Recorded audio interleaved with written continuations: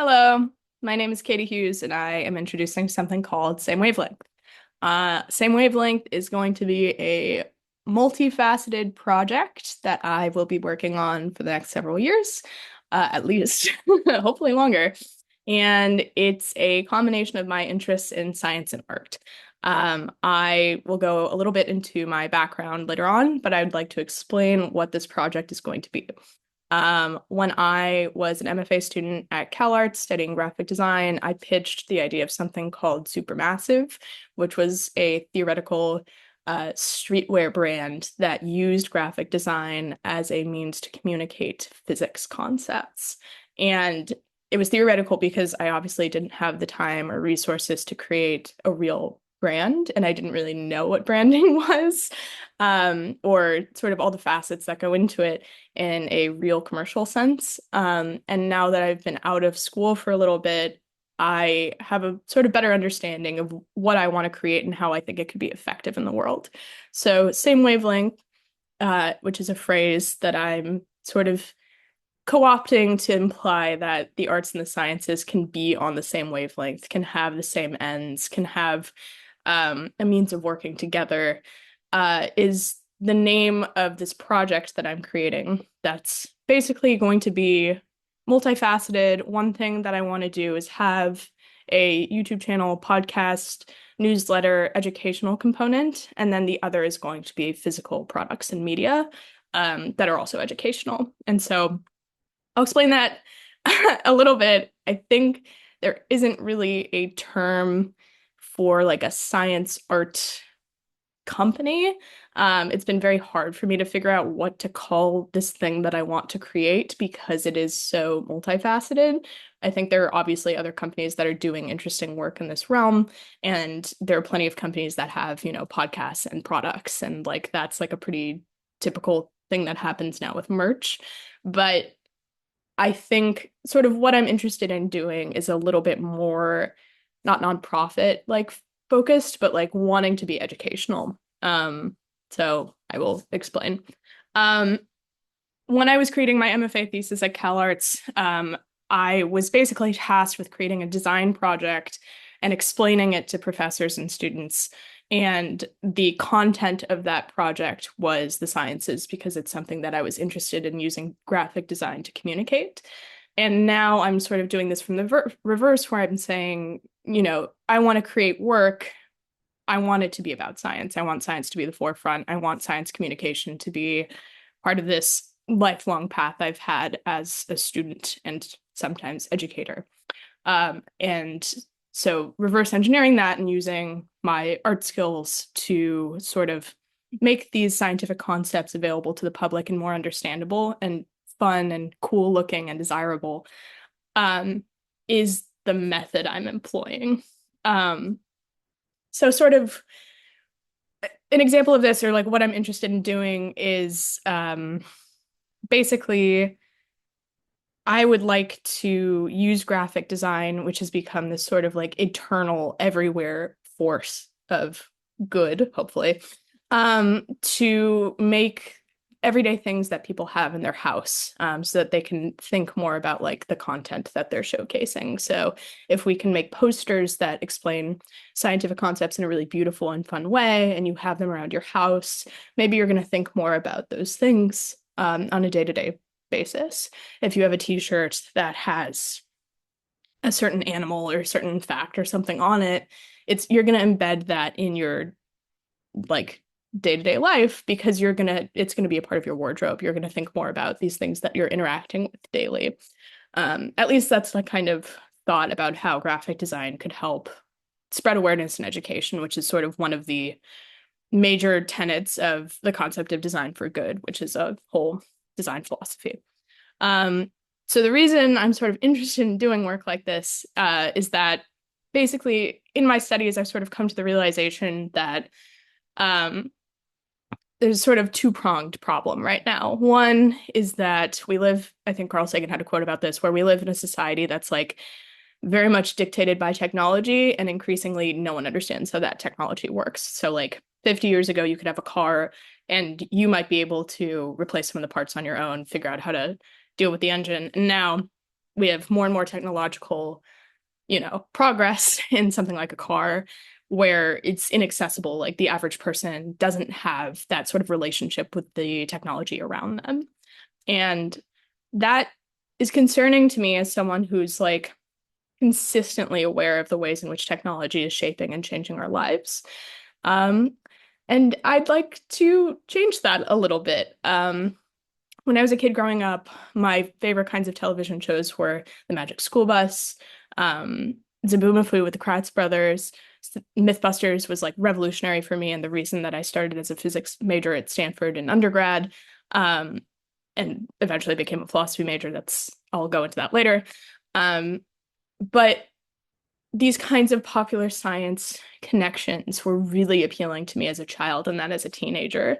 And I think a lot of people have this sort of innate fascination and curiosity about science because science is really just a description, a language of the world, right? It's a desire to understand how things work and why they work the way they work. And it's a very innately human desire. That's like that desire has led to things like mythology, understanding like the zodiac signs, understanding the stars, navigation. It touches every sort of aspect of human life. Um, but anyways, now I'm getting too broad. My point is there's an innate human desire to understand the world around us. And I think the more there's like distractions from social media, from, life, job, school, whatever, the less that sort of like inherent childlike wonder and curiosity about the world becomes the forefront of our day-to-day lives. Um, so that's one thing I want to change. I think I want to do that more through the YouTube channel and like podcast or newsletter. Like I would like to have these sort of like short articles where I examine really basic scientific questions that you should know the answer to but find yourself not knowing. So one that I can think of off the top of my head is like, how does a leaf work? um and you'd think like, oh, when I was a kid, I learned about photosynthesis, I learned about like leaf structures and plants and things. But there's so much infinite knowledge out there about like different kinds of leaves, how they all developed, like why leaves are different shapes, why leaves are in like certain patterns. Like there's all of this stuff out there that's really fascinating that unless you're walking around on a hike and you notice different leaves, you're not really thinking about it. But having like, little data points where you have more knowledge like that really, I personally would hope, connects you more with nature and forces you while you're walking around to actually think critically about the spaces that you're in, and get sort of outside of the phone and into reality. This is not a criticism of anyone other than possibly myself, and a desire to embrace these practices on again a day-to-day basis. I think the second sort of prong that I really want to tackle in this project is I think there's this cultural divide. Actually, I know because I've lived through it. There's a cultural divide between the arts and the sciences that's really entirely arbitrary. And it's this sort of insidious thing where, first of all, like artists are considered to be worth less than scientists. And that's like a whole overarching thing I don't have time to get into. Um, but I really truly think that the two of us, or I'm just me, the two sides of arts and sciences really are sort of realms that can work together to better educate the populace. And one of the reasons that I believe that is that during my research into my MFA thesis, I really was thinking about things like Western science when it was in its infancy in the 15, 16, 1700s. Obviously, science is a much older concept than that. If you look at Arab countries and China and all of the ancient sciences that you can learn about.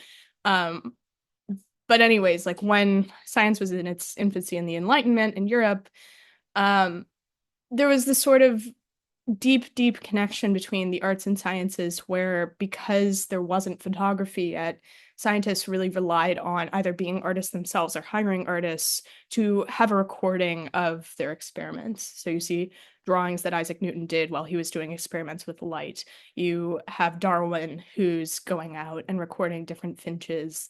And the reason that like early like catalogs of color, like Werner's nomenclature exist is because we really had this desire to capture like accurately like what color different animals are, what color different plants are.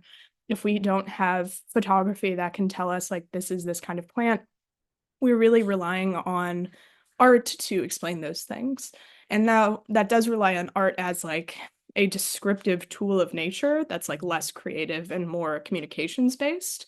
And so there's like less wiggle room for you to be like fun and artsy and creative and abstract.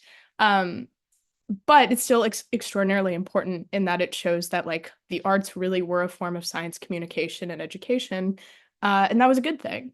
And now post photography, post microscopes, post coding, post 3D CGI, we have less of that sort of connection generally in culture between artists who are painters and illustrators doing things by hand and an explanation and communication of science concepts in an educational sense. And I think this is really damaging because it's sort of allowed there to be a division between artists and scientists who aren't necessarily talking to each other. This isn't to say that there aren't projects where artists are being employed to like do science communication. It's like a whole, science illustration is a huge industry that still exists, um, especially in like medical illustration, which is a whole other topic for like a million different essays and articles. Um, but what's fascinating is that we're sort of at this point where, and on the one hand, design and art is this universal everywhere thing. Every time you go on your computer or walk into Times Square, you are completely surrounded by graphic design. And yet at the same time, it's, I think there's a really strong space for design to be used to do something educational. And for me, that obviously leads to science because it's something that I'm interested and passionate about. It could just as easily be used to do anything. Um, Personally, what has led me here is that, um, like I said, when I was younger, I started as a physics major at Stanford, very quickly realized I didn't like coding that much. And I actually was much more interested in sort of the big picture questions about physics and the universe and neuroscience and all these other things. And so I switched to studying philosophy, and I had minors in symbolic systems, which is like neuroscience, or that's what I was interested in, physics and art.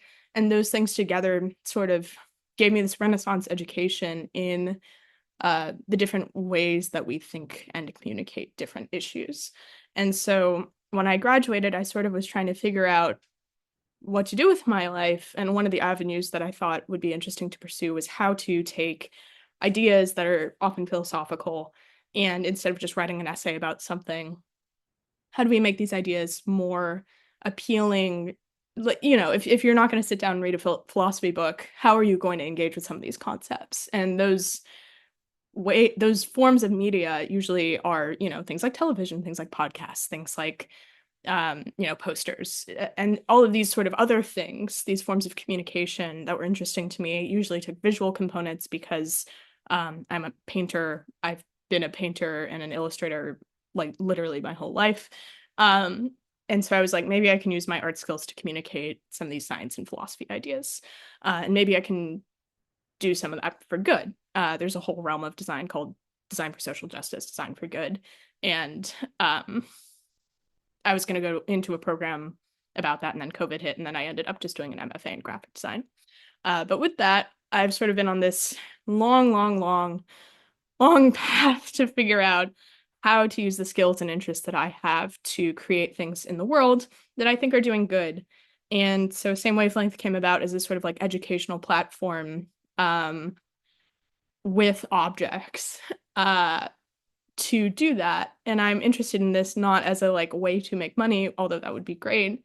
It's more of a passion project for me, and I'm fairly disillusioned about the state of the world and making money as an artist. So it's not like that particular interest is at the forefront. But at the same time, I do think, unfortunately, one of the ways to actually get people to think and care about a thing is to have a physical object rather than just a book that they read. Even if you read a book and you have that knowledge for the rest of your life, if you're not being reminded about it or thinking about it constantly, it's not going to be embedded in your personality in the same way that like having a poster on your wall by your laptop is going to affect you. And so um, thinking about psychology, thinking about how humans make decisions, I've sort of come to the realization that um, if like, for example, one of the things that I'm interested in is like different, not drops, but like different um, groupings of topics and work about them that I want to make, and how each one of those could be effective in changing people's like minds and opinions, not just educating them, but also like having them really think deeply and critically about a thing, not just kind of blowing it off. So one of the first things I looked at was tree frogs, something I've loved and been interested in since I was a child. They're really bright, they're really colorful, they have very fun patterns. I've made a lot of graphic design work over the years about them because it's something I just am drawn to personally.